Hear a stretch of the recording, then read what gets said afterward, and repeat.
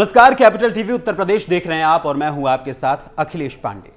उत्तराखंड में धामी सरकार ने यूसीसी को लागू कर दिया, यानी यूनिफॉर्म सिविल कोड अब सभी तबके, सभी धर्मों, सभी जाति के लोगों के ऊपर लागू कर दिया गया है और अब किसी भी प्रकार का कोई भी विभेद नहीं पैदा होगा, खास करके विवाह आदि से संबंधित या फिर उत्तराधिकार से संबंधित कोई विवाद उत्पन्न न हो, इसको लेकर यहां पर यूसीसी को लागू किया गया है। और जिस तरीके से विवाह को लेकर अलग अलग धर्मों के अनुसार जो कानून में जो पहले प्रावधान किए गए थे, उन प्रावधानों को एक तरफ करके यूनिफॉर्म सिविल कोड के तहत रजिस्ट्रेशन हो विवाह का, या फिर तलाक की बात हो, या फिर लिव इन रिलेशनशिप में रहना हो, या फिर किन रिश्तों से संबंध जोड़ना है और किन रिश्तों से संबंध जोड़ने पर पाबंदी है, कानूनी और सामाजिक रूप से इसका भी उल्लेख किया गया है। और इसी को देखते हुए, इसका उदाहरण लेते हुए गुजरात में भी अब यूसीसी यानी यूनिफॉर्म सिविल कोड को लागू करने की तैयारी शुरू कर दी गई है।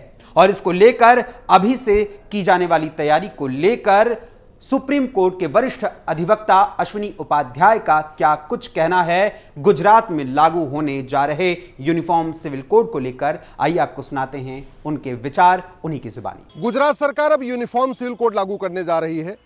संविधान का आर्टिकल 44 कहता है भारत में यूनिफॉर्म सिविल कोड होना चाहिए, सबको एक समान अधिकार होना चाहिए। उत्तराखंड के बाद गुजरात सरकार भी उसे लागू करने जा रही है। फायदा क्या होगा? फायदा ये होगा कि जो विदेशी कुरीतियां हैं वो खत्म होंगी। फायदा ये होगा कि जो महिलाओं के खिलाफ बहुत सारे अत्याचार होते हैं वो कम होंगे। यूनिफॉर्म सिविल कोड लागू होने से गुजरात में बाल विवाह सबके लिए अपराध हो जाएगा, बहु विवाह करना सबके लिए अपराध हो जाएगा, हलाला एक गंभीर अपराध हो जाएगा, मुताह भी एक गंभीर अपराध हो जाएगा, मिस्यार भी गंभीर अपराध हो जाएगा। भारत में जो कुरीतियां आई उनके खिलाफ कानून बना, उनको अपराध घोषित किया गया कानून बना के। सती प्रथा भारत में कुरीति शुरू हुई तो कानून बन गया, छुआछूत कुरीति शुरू हुई तो कानून बना। लेकिन जो कुरीतियां मुगलों के साथ में आई थी, उन कुरीतियों को खत्म करने के लिए कानून नहीं बना। तो जब यूनिफॉर्म सिविल कोड आएगा तो गुजरात में भी तलाक़े हसन देना अपराध हो जाएगा, तलाक़े एहसन भी अपराध हो जाएगा, तलाक़े बाइन भी अपराध हो जाएगा, तलाक़े किनाया भी अपराध हो जाएगा। सबका ग्राउंड्स ऑफ डिवोर्स कॉमन हो जाएगा, सबका प्रोसीजर ऑफ डिवोर्स कॉमन हो जाएगा, सबका डिवोर्स कोर्ट के जरिए होगा, मौखिक या चिट्ठी के जरिए या व्हाट्सएप के जरिए या एसएमएस के जरिए या ईमेल के जरिए ये जो डिवोर्स हो रहे हैं ये बंद हो जाएंगे। आज की डेट में क्रिश्चियंस के लिए जो कानून चल रहा है वो 1872 का क्रिश्चियन मैरिज एक्ट चल रहा है। पारसियों के लिए 1936 का पारसी मैरिज एक्ट चल रहा है। मुस्लिम्स के लिए 1937 का शरीयत एक्ट चल रहा है। और हिंदू, जैन, बौद्ध, सिख के लिए 1955 का हिंदू मैरिज एक्ट चल रहा है। तो ये जो केवल हिंदू मैरिज एक्ट है 1955 में बना, वो स्वतंत्रता के बाद बना और वो संविधान लागू होने के बाद बना। इसलिए वो जब कानून बनाते समय संविधान की स्पिरिट को देखा गया। हिंदू मैरिज एक्ट में महिला पुरुष में कोई भेदभाव नहीं किया गया, माता पिता में कोई भेदभाव नहीं किया गया, भाई बहन के अधिकारों में कोई भेदभाव नहीं किया, पति पत्नी के अधिकारों में कोई भेदभाव नहीं किया। लेकिन ये जो तीन कानून पहले से चल रहे हैं, 1872 का क्रिश्चियन मैरिज एक्ट, 1936 का पारसी मैरिज एक्ट, 1937 का शरीयत एक्ट, ये अंग्रेज़ों ने बनाया था, बिना किसी चर्चा के बनाया था। तो वो पूरी तरीके से महिला विरोधी है। उसमें बहुत सारी विसंगतियाँ हैं। न उसमें किसी कुरीति को ख़त्म किया, न सबको समान अधिकार दिया।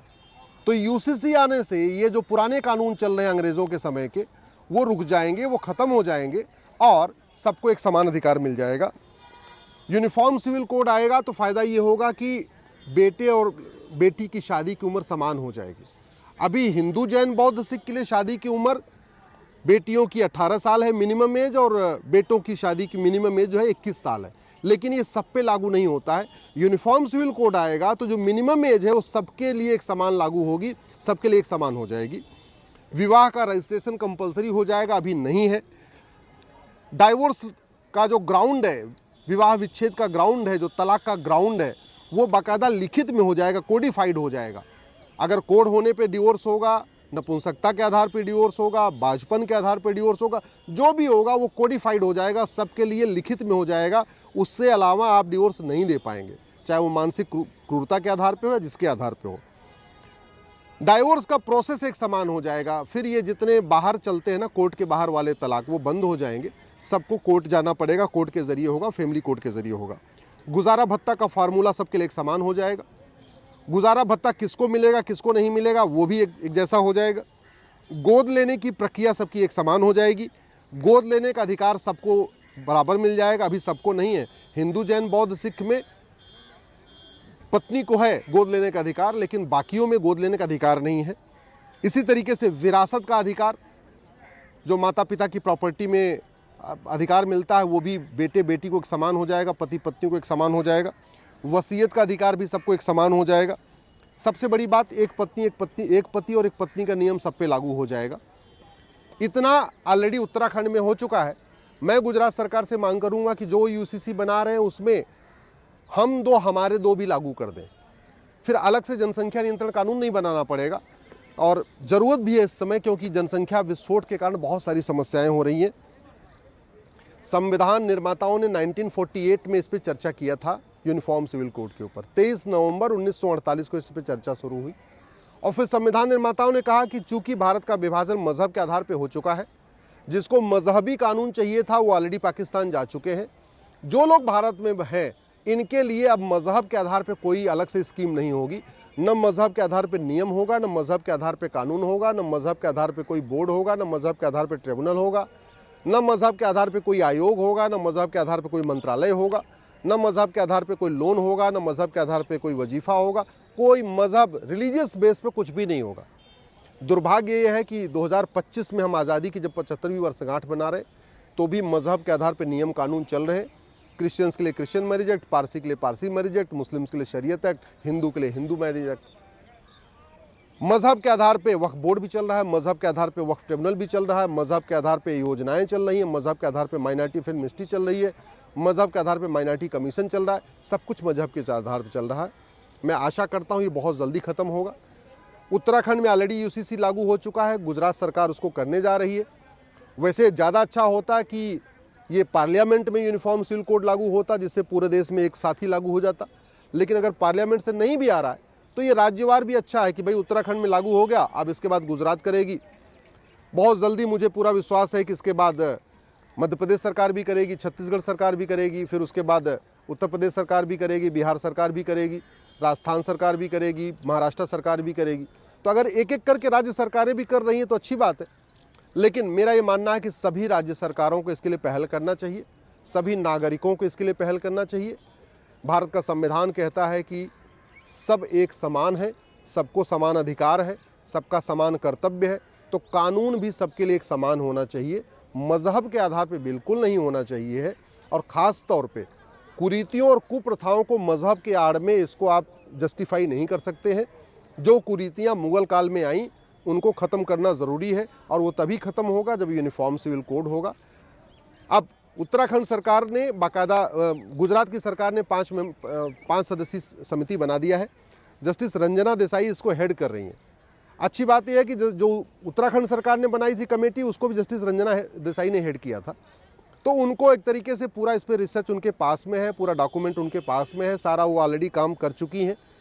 इसलिए गुजरात की सरकार ने इस कमेटी को केवल 45 दिन का टाइम दिया है, 1.5 महीने का टाइम दिया है। 45 दिन में जस्टिस रंजना देसाई की अपनी रिपोर्ट आ जाएगी। उसके बाद गुजरात सरकार उसको विधानसभा में टेबल करेगी। तो हमें पूरा भरोसा है कि 2025 में गुजरात में भी यूनिफॉर्म सिविल कोड लागू हो जाएगा और भारत में उत्तराखंड के बाद गुजरात दूसरा राज्य होगा जो यूनिफॉर्म सिविल कोड लागू करेगा। और जब इन 2 राज्यों में आ जाएगा तो ये भी हो सकता है कि कल को फिर बाकी राज्य लाएं और सीधे सीधे इसको पार्लियामेंट में इंट्रोड्यूस करके पार्लियामेंट से सीधे पास करा दिया जाए और पूरे देश में लागू हो जाए। यानी जिस उत्तराखंड का उदाहरण देखते हुए गुजरात में भी अब यूनिफॉर्म सिविल कोड को लागू करने की तैयारी हो रही है और उत्तराखंड में जो यूनिफॉर्म सिविल कोड लागू हुआ है उसका विरोध भी मौलाना गैंग की ओर से किया जा रहा है। लेकिन ऐसे में अश्विनी उपाध्याय जी ने जो विचार बताए हैं और जिस तरीके से पूरे देश में एक देश एक कानून को लागू करने की वो पैरवी कर रहे हैं, उस पर आपका क्या विचार है, हमें अपने कमेंट्स के माध्यम से जरूर बताइएगा। फिलहाल अभी के लिए बस इतना ही। फिर मुलाकात होगी किसी और खबर, किसी और मुद्दे, किसी और विषय के साथ। तब तक के लिए मुझे अनुमति दीजिए। धन्यवाद, नमस्कार।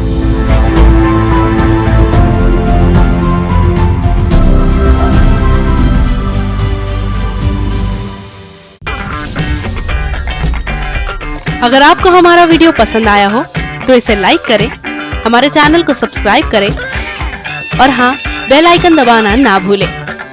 ताकि आप तक हमारे वीडियो की नोटिफिकेशन पहुंचती रहे। आप अपना सुझाव हमें कमेंट बॉक्स में दे सकते हैं। हमारे साथ जुड़ने के लिए शुक्रिया।